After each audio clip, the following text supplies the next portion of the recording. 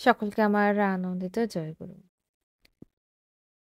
আজকের আলোচ্য বিষয়টা খুবই গুরুত্বপূর্ণ। যাদের জয়েন্টে ব্যথা তাদের জন্য খুবই গুরুত্বপূর্ণ ভিডিও হতে যাচ্ছে আজকের আমার এই ভিডিওটা। পরম পূজ্যপাদ শ্রী শ্রী বদ্দার দেওয়া ওষুধ। তো সকলেই আমরা মনোযোগ সহকারে শুনি।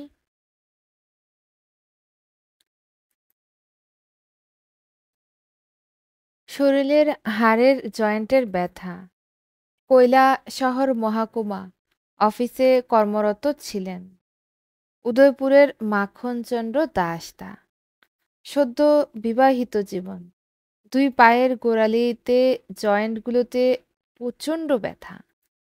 বহুদিন বিভিন্ন রকমের চিকিৎসা করিয়েও নিরাময় হয়নি। একদম প্রাণঘাতী ব্যথা। একমাত্র টেবিলের উপর পা উঠিয়ে রাখলে একটু আরাম বোধ হতো। ১৯৭১ সনে পুজো উৎসবে আমি দেওঘর যাব জানতে পেরে আমার কাছে এসে কান্নাকাটি করে বলেন যাতে পূজ্যপাদ শ্রী শ্রী বরদার শ্রীচরণে নিবেদন করে একটা ওষুধের ব্যবস্থা করি।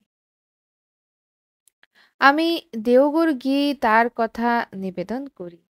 শ্রী শ্রী বদ্দা শুনে বলেন রোগটা খুবই খারাপ, জয়েন্টগুলো নষ্ট হয়ে গেছে। ওষুধের কথা তখনই মনে পড়ছিল না।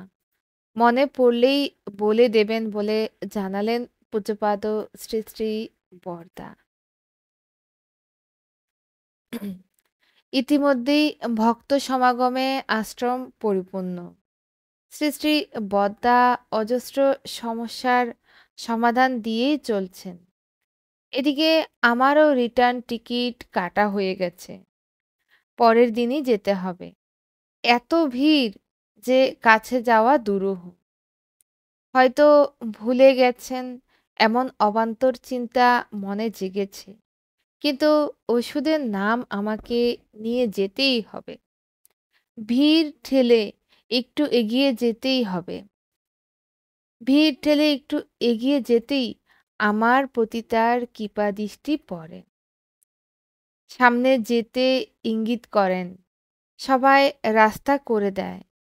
কাছে যেতেই বলেন যে রোগটা খুবই খারাপ, জয়েন্টগুলোতে মরচে ধরে গেছে। একটু করে হাঁটতে হবে, আবার বেশি হাঁটাও খারাপ। ওষুধ হলো ১০ থেকে ১২টি শেফালি ফুলের মাঝারি পাতা আছড়ে জলে কাঠের উনুনে সেদ্ধ করতে হবে। যখন আধ পোয়া হবে তখন নামিয়ে রেখে অর্ধেক করে ২ বেলা খেতে হবে। পান সিগারেট দোক্তা একদমই চলবে না। নিরামিষ খেতে হবে। ক্রমান্বয়ে ৭ দিন খাবে। প্রয়োজন হলে আরও ২-৪ দিন খাবে। শ্রী বরদার দেওয়া এই চিকিৎসাতেই সুস্থ হয়ে ৮৫ বছর বয়সে পরলোক গমন করেন মাখনচন্দ্র। সূত্র আলোচনা প্রসন্নকুমার নাথ। এতক্ষণ আমরা পরম পূজ্যপাদ শ্রী শ্রী বদ্দার যে আশীর্বাদ, আমাদের যাদের শরীরের হাড়ের জয়েন্টে ব্যথা তাদের জন্য পরম পূজ্যপাদ শ্রী শ্রী বদ্দার দেওয়া এই ওষুধটি আপনি প্রয়োগ করে দেখতে পারেন। অনেকেরই শরীরের হাড়ে হাঁটে বেশি ব্যথা দেখা দেয়।